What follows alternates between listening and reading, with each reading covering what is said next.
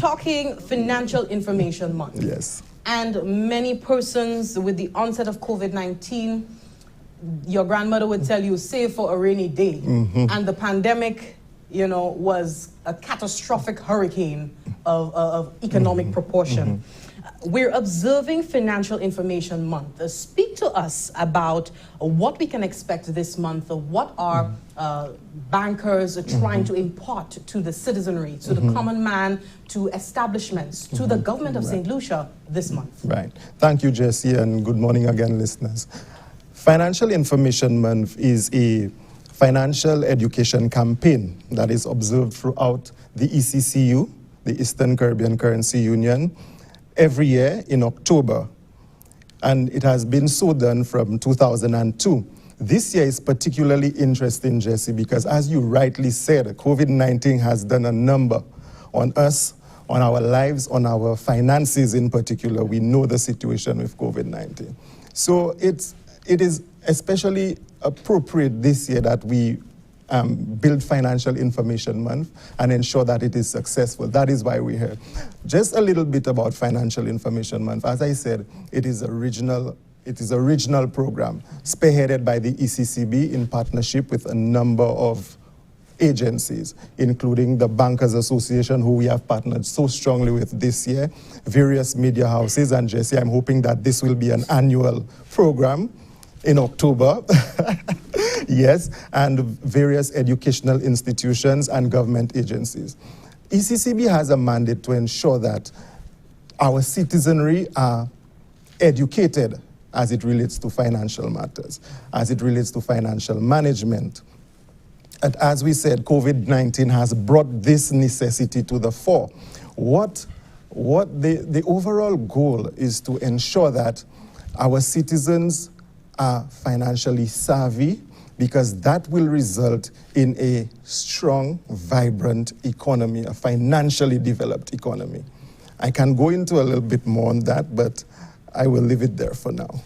Okay, and now I segue to Bankers Association of St. Lucia Public Relations Officer. Nice to have you here again, Mr. Julien. Nice to be here, Jesse. Wonderful. Talk to us about the activities in collaboration with ECCB. Well, what we can expect overall. Right. We know the activities are coming up just a while with Ms. Joseph, but talk to us about Financial Information Month. The Bankers Association of Saint Lucia, we're really excited to partner with the ECCB to execute on Financial Information Month this year. As you know, it's held in October every year since 2002. We have been having a lot of meetings. We have set up an activities committee, which is made up of employees or peers in the various financial institutions, 11 financial institutions in Saint Lucia. And we have the chairperson of the activities committee here, who's going to tell you about some of the activities that you can expect for Financial Information Month. But going back to Financial Information Month, every year there's a theme to sort of guide our activities for the year. This year, the theme for Financial Information Month is building financial resilience in a COVID-19 environment. And we consider this theme to be particularly important this year because of the fact that, you know, Saint Lucia, we are fortunate in the sense that we fared very well from a health perspective as far as COVID is concerned. I heard you say at the top of the show that we have 27 confirmed cases, 0 deaths, 0 persons in intensive care. We've opened our borders since June, July, and we've been able to manage our incidence of COVID. However, the financial impact has been tremendous, disastrous, you name it. It has affected so many people in so many different ways. Households, individuals, businesses. And just to put it in context for you, the banks, and we talk a lot about the moratoriums, the banks would have come into the picture in terms of supporting individuals because of the financial impact.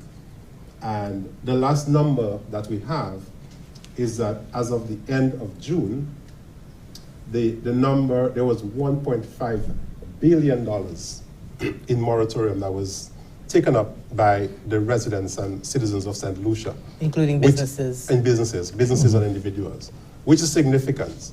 And just to put it in perspective, Antigua, which is the second largest of the financial system in the OECS or the ECCU, their uptake was $1.2 billion. And that is a large number, that's a significant number. So it puts into context the type of economic impact that, that the COVID has had on individuals.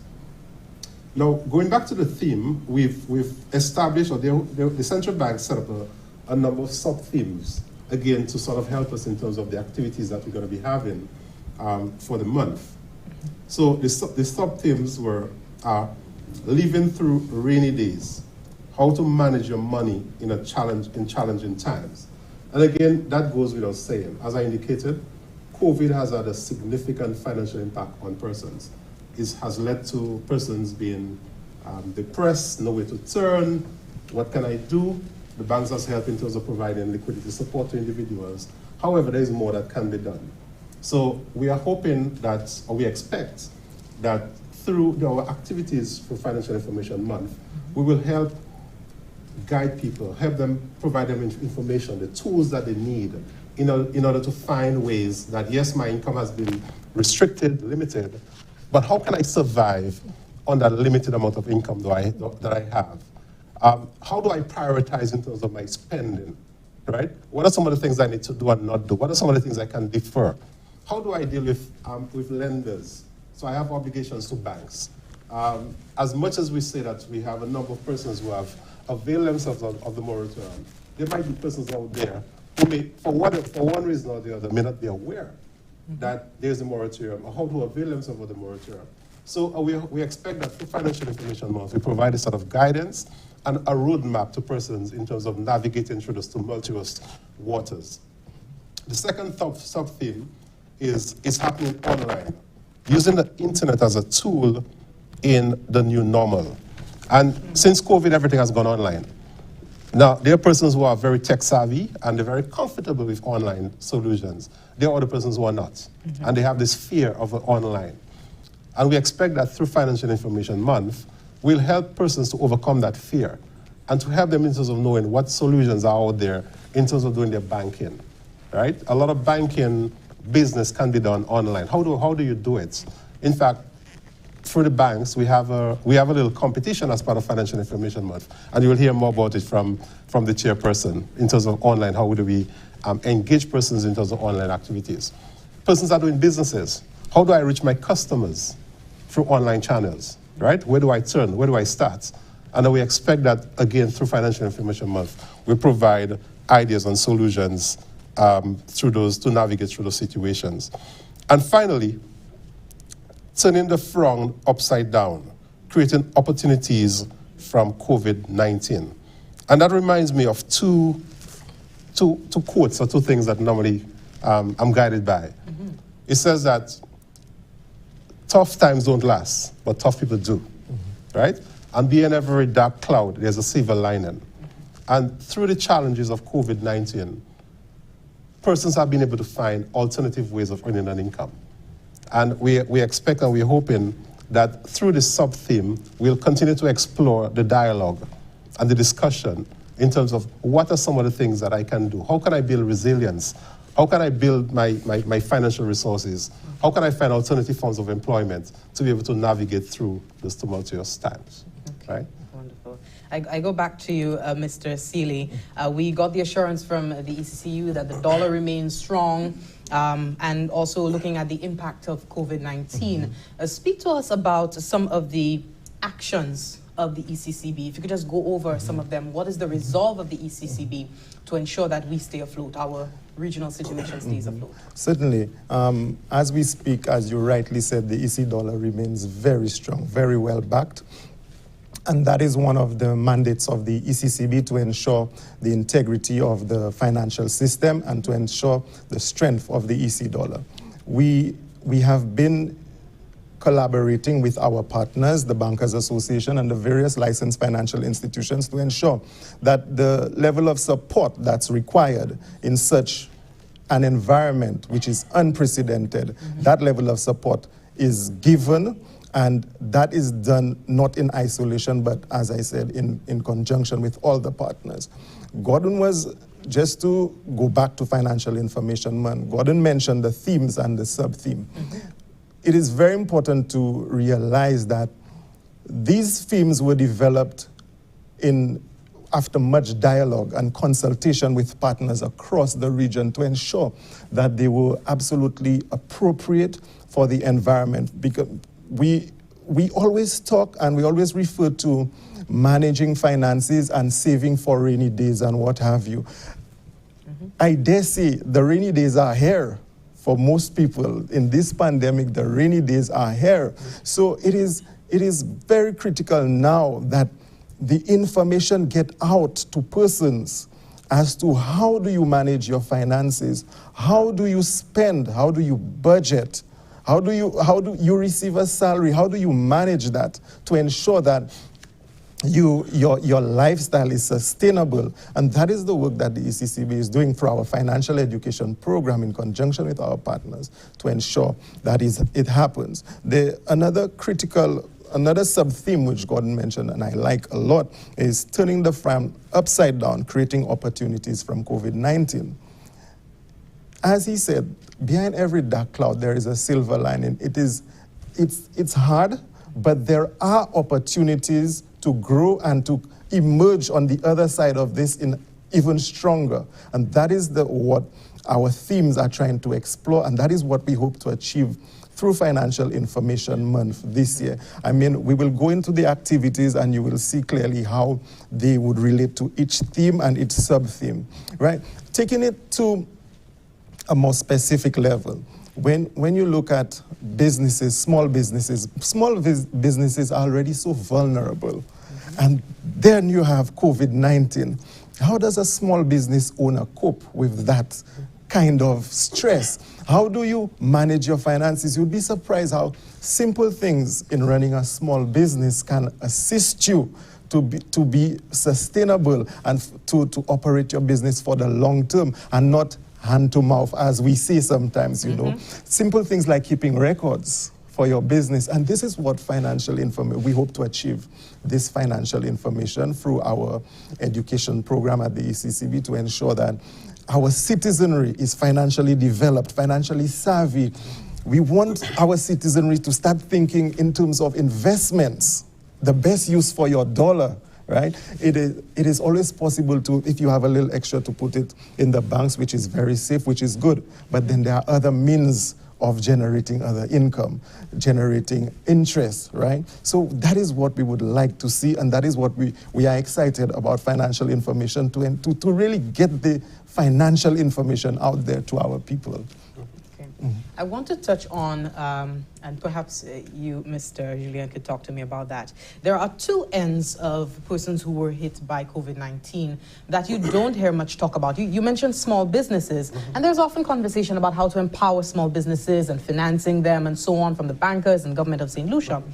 But there were these big conglomerates that just fell out of the sky because of COVID-19. They were not able to manage the tide of this pandemic. And you also had the common man who feels a little bit disconnected from the banking system. They don't understand it. They know from childhood penny bank you could save your little money. But now I think the perception is that banking has gone to a place of, you know, I dare say the corporate level, you know, where persons can't identify. Speak to these two extremes of very big businesses, huge companies, not just national, Saint Lucia, but internationally, who just weren't able to deal with the effects of the pandemic, and also meeting now, as we're talking about Financial Information Month, trying to help the common man meet the idea of banking and make it more understandable for them. Yeah. These are very good questions, Jesse. You spoke about big companies, and big companies are not immune to failure.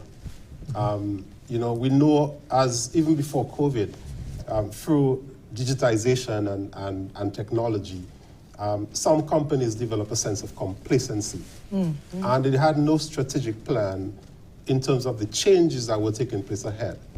And they did not really define their business. And all of a sudden, those large companies which appear to be immune to failure, they just disappeared. And one that comes to mind is Kodak. We talk a lot about Kodak, right? So it goes to show that no matter how successful you are today, there's no guarantee of success tomorrow. And you have to keep looking at your business strategically and staying ahead of the curve. The companies that were able to survive through COVID are the companies that operate in a very nimble manner. They were able to they were very flexible, they were able to make quick decisions. They had a bit of reserves in the bank that they could fall upon.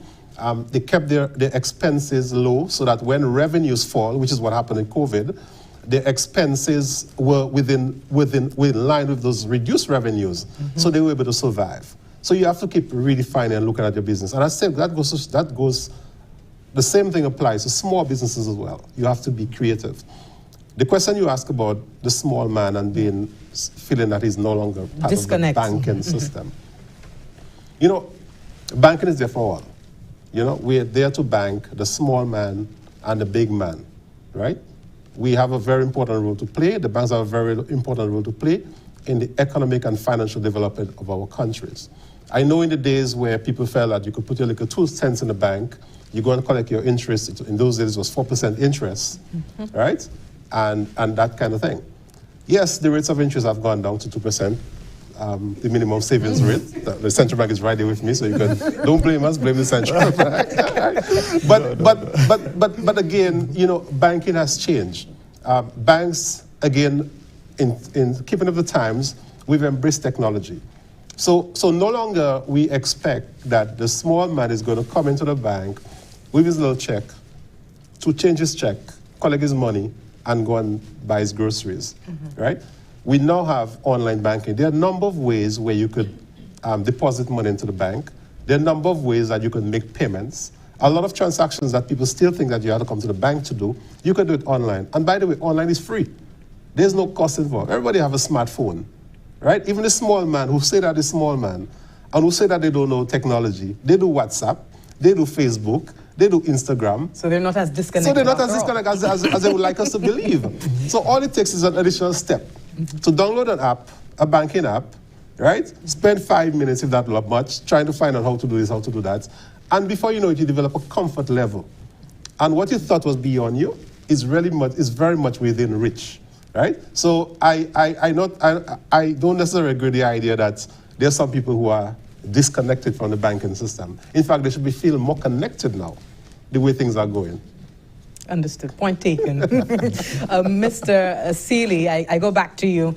Looking at contraction in the economy in our region, well, the world, can you just speak to us about the impact on the ECCU, you know, the tourism sector, and also the unemployment rates that we so far have seen? I'm going to come back to the moratoriums in just a while, but just lay that reality bare for us and how the ECCU is looking to address it. As I indicated, the ECCB is working in conjunction with the various governments to ensure that we have a smooth recovery and we come out on the other side even more resilient.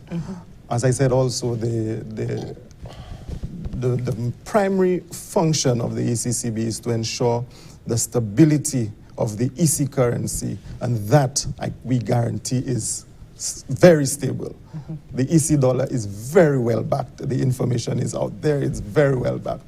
And to ensure the integrity of the banking system. As you indicated, yes, there has been some significant fallout from COVID-19 in terms of the economic impact. I mean, as you rightly said, we saw large businesses being closed down. We saw persons being laid off for months on end. We saw the impact on our main sector, which is tourism. So the intention is to ensure that support is provided, overall guidance is provided for all partners, and to ensure that, as I said, we come out on the other side of this even more resilient than before. Okay. The ECCB governor, I remember his statement made in response to COVID-19, and he was stressing on solidarity in the region in terms of staying afloat. If you just speak more to that, what does the coming together of the union mean for a resuscitation of the economy? Certainly, certainly. And I think this pandemic has given us opportunities to become even closer as a region, which is so important because, I mean, I hold the personal view that we can our greatest potential as a people lie within the coming together of the region. And the pandemic has given us these opportunities.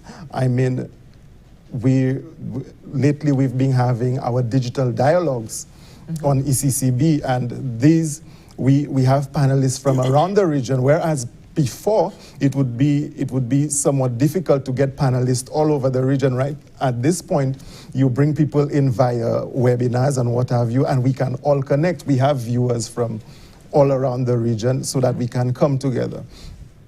I think also a regional approach is very important in the sense that we are stronger together, in the sense that our economies are more diverse. If we just focus on one island, and that's my personal view, if we focus on one island, then the impact can be severe. But when you it's almost like diversification from my perspective. When we look at it like that, then we can see how we can cushion, we can learn from each other, and we can move forward as a region. And the ECCB, I dare say, is a beacon of what can be achieved regionally as a group. The strength that we have is because of all the islands coming together. The EC dollar is a beacon to all of us in terms of what we can achieve. The strength of our dollar is, if there is one example of regional success, it's our EC dollar. Wonderful. And that has definitely allowed for the ECCU to provide certain reliefs. $4 million in terms of, let me look at my notes, $4 million in grants to member countries, support for loan deferrals by banks, the ability to even impart the moratorium. You mentioned $1.5 billion in the value of the moratorium. Speak to us as to where the moratorium is so far, Mr. Julien. Okay, so the moratorium, as I indicated, in the context of Saint Lucia, the last numbers from the central bank, $1.5 billion as of the end of June, which is in the vicinity of about 40% uptake, which is consistent across the region, because in the OECS region, the total moratorium is $4.9 billion with an uptake of about 37.7%. That's across the region. Now, this is the extent of liquidity support that has gone back into the economy. And we think it's relevant because we've had a lot of discussions about the merits and demerits of the moratorium and how it was administered and what should be waived and what should not be waived. And I think it's a continuing dialogue. And I think that Financial Information Month is again an excellent opportunity for us to consider the further dialogue in that area. We've heard of the extension that was recommended or supported by the ECCB. And one may ask, okay, do I need that additional moratorium? What about my financial situation? What about my loss of income? Because you have to understand that as you continue to avail of that moratorium, which is really a deferral, it's not a waiver, what is going to mean for your finances on the other end, down the road, right? Because you've deferred payment of your mortgage for 6 months, which may go up to another 12 months, as the case dictates, and it means that your mortgage is going to be delayed by that amount of time. What does that mean for your long-term finances? And again, we expect that through Financial Information Month, we'll have that sort of dialogue and a discussion, and persons can have questions and get some of those answers that they need in terms of the merits and demerits and whether they should or shouldn't, and to what extent that they can. One of the points I want to make is that the first round of the moratorium, which went for about 6 months, I think in most cases, most persons, whether they really needed it or not, they took it. So you had a situation where banks didn't really necessarily vet and say, well, okay, you can afford to pay, you not afford to pay. Once you requested it, for the most part, you got it. The next round of moratorium that's going to be extended, there's expectation that the bank's going to be a more rigorous exercise. There'll be scrutiny. There'll be more scrutiny. So for example, persons will have to demonstrate that there was actually a loss of income and that kind of thing. There'll be more robust discussions between the banks and the individuals in determining the extent of the moratorium that's going to be granted, right? But I think it's a very important discussion in terms of what the impact and the implications of the moratorium on your your future finances down the road. And how you utilize the additional cash flow that's provided under the moratorium, because you would have now had some funds of money, some pool of funds that you didn't have to pay to the bank. Are you making the most effective use of that cash flow? Or are you just squandering it, right? Because it's really to provide liquidity support for the essential things, to put food on your table, to meet medical expenses that you couldn't, for businesses to continue to sustain your business and that type of thing. Really to put it into good use, so that at the end of the day, even if you deferred on your payment, you still made good, wise, sound decisions and good utilization of that additional liquidity that's going to help you in the long run. Okay, we're wrapping up. We have two lovely ladies to come on set to talk to us some more about Financial Information Month, the activities that will be held. As we wrap up, final words from you two? Sure. From my perspective, we're very excited about Financial Information Month. We're hoping that it becomes an annual staple on the Saint Lucian calendar in October.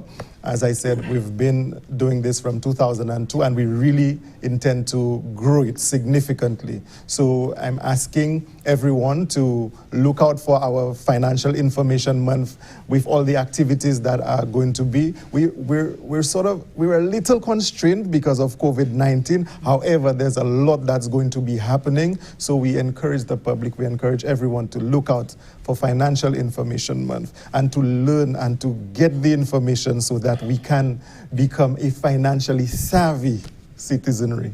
Thank you very much. Mr. Julien? Yeah, no, so Financial Information Month for us, we're really excited about this year's activities. You see a softer side of the bank. It's not our business. We have nice camaraderie among the banks, competition among the banks. We see it as a great form of corporate social responsibility to give back, to educate the public and the citizenry. Because the more educated they are, is the better decisions they make. It helps in terms of the strengthening of the financial system and building resilience in the financial system. I just want to urge the general public to support, to participate. I want to thank our staff members and the team who have been working very hard in terms of planning the events. And I'm looking forward to strong participation from all the banks and the general public in Saint Lucia.